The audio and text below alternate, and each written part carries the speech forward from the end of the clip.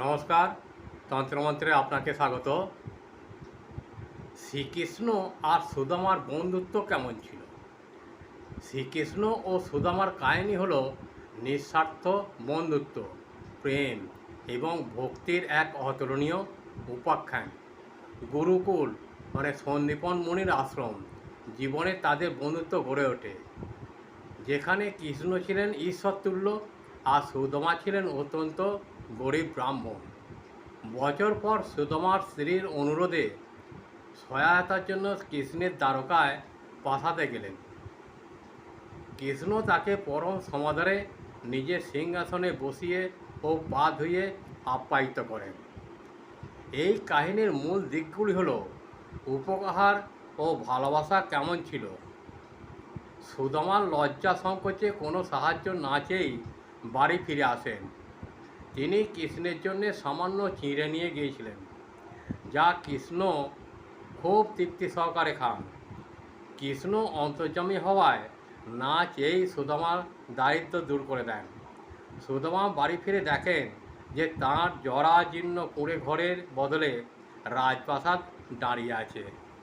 এর মূল বার্তা হলো এটাই, কৃষ্ণ সুদামার কাহিনী শেখায় যে সত্যিকারের বন্ধুত্বের কাছে ধন সম্পদ বা সামাজিক উচ্চ নীচ ভেদাভেদ কোনো কিছুই বাধা নয়। সক্ষরস কমন, হিন্দু শাস্ত্রে এই সম্পর্ককে সক্ষরসের শ্রেষ্ঠ উদাহরণ হিসাবে গণ্য হয়। সুদামা শ্রীকৃষ্ণের একনিষ্ঠ ভক্ত হিসেবেই চিরস্মরণীয় হয়ে আছেন। বিষয়টি ভালো লাগলে আমাকে একটা লাইক, শেয়ার ও সাবস্ক্রাইব করতে ভুলবেন না।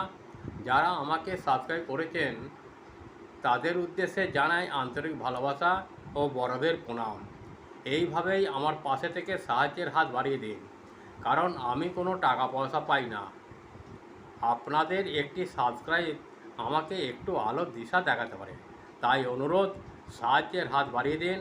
শেষে বলি, মা তারা, ঠাকুর রামকৃষ্ণ, মা সারদা, বাবা বামদেব সকলকে ভালো রাখুন, সুস্থ রাখুন ও সকলের মঙ্গল করুন।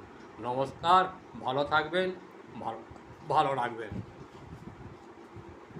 যদি কোনো সহায়তা ব্যক্তি বা সংস্থা আমাকে সুপরামর্শ বা অন্যভাবে সাহায্য করতে চান, তাহলে আমার হোয়াটসঅ্যাপ নাম্বার 6297649301 নম্বরে মেসেজ করতে পারেন, বা রাত্রি 7টা থেকে 8টার মধ্যে ফোন করতে পারেন।